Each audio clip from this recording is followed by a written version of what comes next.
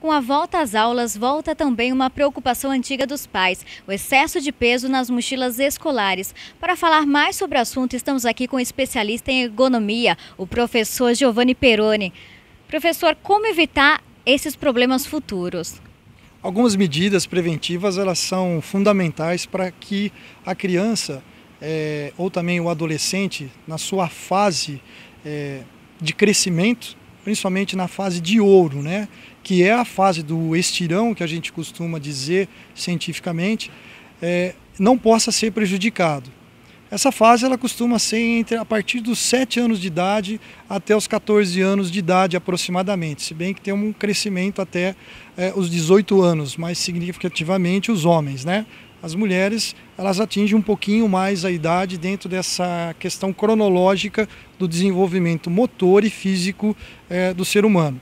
Mas alguns aspectos eles são fundamentais, a começar principalmente pela escolha da mochila com as dimensões corretas, compatíveis com o físico da criança, ou seja, as dimensões tanto de altura como também de largura. Importante a gente salientar também que a divisão desses materiais, tanto nas costas como também nas mãos, auxiliam e amenizam a possibilidade de uma existência de fator biomecânico de risco, que seria a aplicação de força para que estivesse forçando a coluna em possíveis desvios.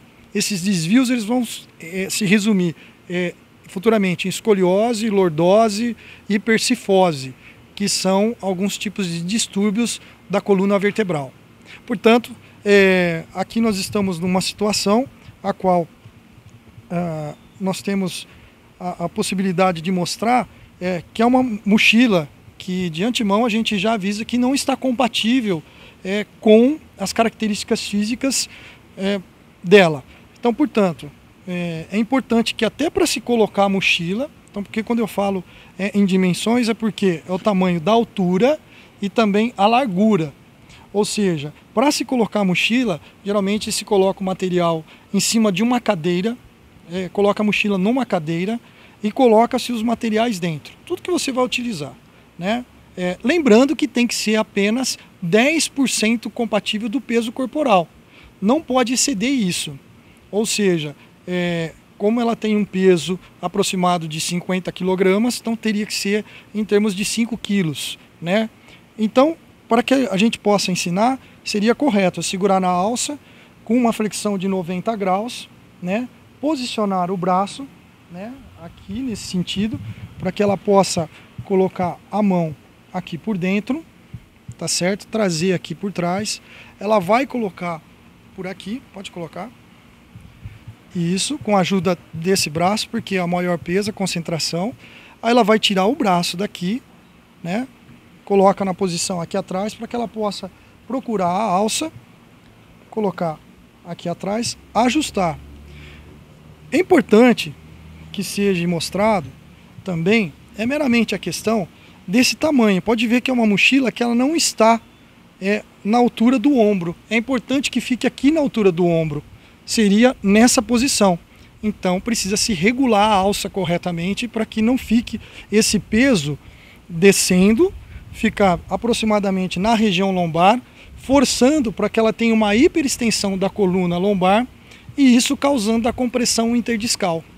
Andando, recebe os impactos de vibração e de compressão mecânica. Isso pode resultar futuramente em dores lombares, as famosas lombalgias, como também em hérnia discal. Nunca se carrega a mochila de um lado só, né? Não é indicado. Por quê? A mochila de um lado só, como a gente vai mostrar aqui agora, ela pode proporcionar o quê? Forçar a elevação da escápula.